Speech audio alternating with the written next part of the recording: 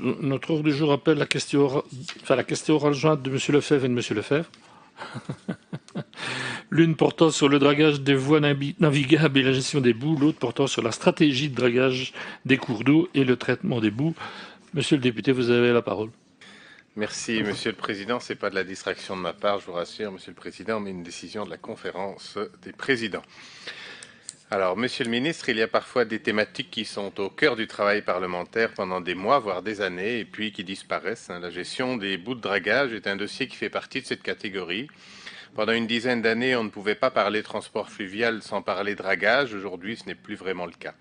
Où en est-on dans la gestion du dragage? Sommes-nous toujours dans une logique qui vise à ne pas atteindre les vieux fonds et vieux bords des voies d'eau navigables, mais à permettre le maintien de la navigabilité du réseau, tout en assurant une accessibilité permanente des navires aux zones de quai et aux infrastructures portuaires? Quel est le budget annuel consacré au dragage des voies navigables et quelles sont les prévisions pour l'année à venir? Au début des années 2000, une cinquantaine de sites d'anciens dépôts de boue de dragage avaient été identifiés. En 2017, une trentaine de sites restaient sans projet de réaffectation. Qu'en est-il aujourd'hui? Et surtout, qu'est-il advenu des 50 sites identifiés en 2000? L'état actuel d'envasement des voies navigables en Wallonie est-il un frein à la navigation et au transport des marchandises? Et y a-t-il dans votre plan d'investissement à 312 millions d'euros un volet dédicacé au dragage? Dans votre budget initial 2025, 2 domaines fonctionnels permettaient de financer le dragage des cours d'eau.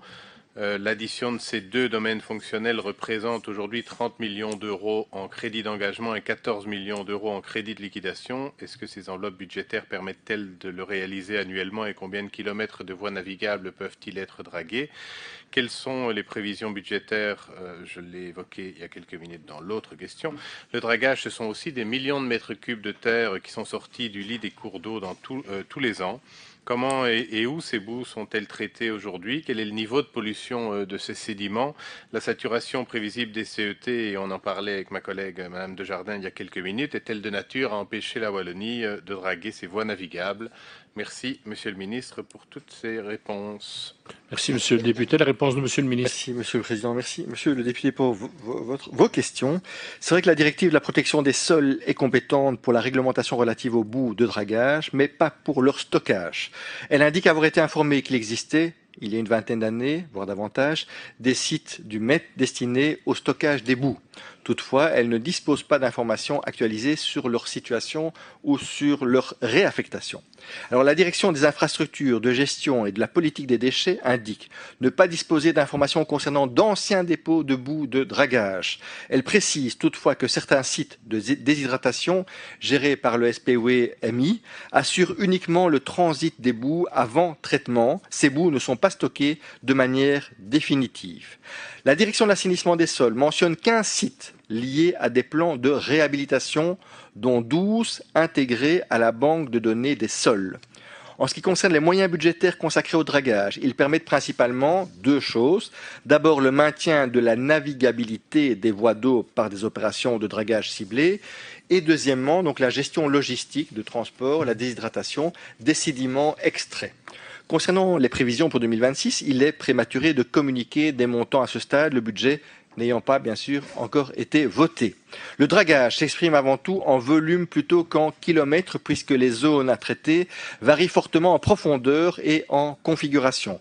Le marché actuel prévoit ainsi un volume annuel d'environ 160 000 mètres cubes, soit le volume nécessaire pour maintenir la navigabilité sur l'ensemble du réseau fluvial wallon. Les interventions sont réparties par zone prioritaire sur l'ensemble de nos voies navigables. Concernant le dragage, les boues sont généralement déshydratées sur des sites gérés par le SPW-MI avant d'être orientées vers des centres d'enfouissement technique, dont les CET qu'on a discuté tout de suite, autorisés. Alors le CET rive gauche de la Dandre à Âtre-Bay en est un exemple. Il dispose d'un permis unique et assure à la fois la déshydratation et l'enfouissement. Le niveau de pollution des sédiments varie aussi selon les zones. La majorité est faiblement contaminée, mais certains lots présentent des teneurs en métaux lourds ou hydrocarbures, nécessitant un confinement en CET. Cependant, les nouvelles normes PFAS ont fortement durci les conditions. Près de 78% des sédiments deviennent aujourd'hui non valorisables, ce qui augmente bien sûr, et vous pouvez l'imaginer, considérablement les coûts. Enfin, la saturation prévisible des CET est un enjeu majeur, on l'a discuté dans la question précédente.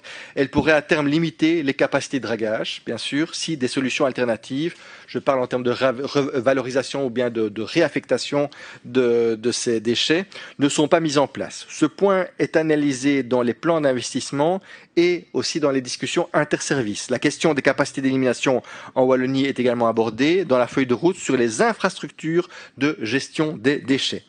Enfin, mon administration a récemment consulté les parties prenantes pour identifier les meilleures options qui permettent de pallier le manque de capacité tout en préservant, comme je l'ai déjà dit, notre autonomie. Je vous remercie. Merci, Monsieur le Ministre. Pour la réplique, Monsieur Lefebvre. Merci, Monsieur le Ministre, pour ces réponses. Là où je suis rassuré, c'est que vous nous dites que pour l'année à venir, les 160 000 m3 qui pourraient être dragués permettent à l'ensemble du réseau fluvial de fonctionner. Donc ça, c'est l'élément rassurant de votre réponse. Pour le reste, j'avoue que j'ai plusieurs interrogations. Quand vous nous dites que vous n'avez pas connaissance en tout cas que votre administration n'a pas connaissance des 50 sites à réaffecter qui ont été déterminé à un moment donné, et donc c'est le SPOMI qui est responsable de ces sites. Alors donc je vais aller questionner votre collègue parce que je trouve ça plutôt inquiétant. Et alors quand vous nous confirmez que 78% des sédiments aujourd'hui deviennent non réaffectables, ça veut dire qu'il faut aussi finalement en faire quelque chose et ne peut-être pas les laisser dans ces zones de séchage actuelles. Donc on reviendra évidemment sur les réponses que vous nous avez fournies. Merci pour ces éléments. Merci, Monsieur Lefebvre.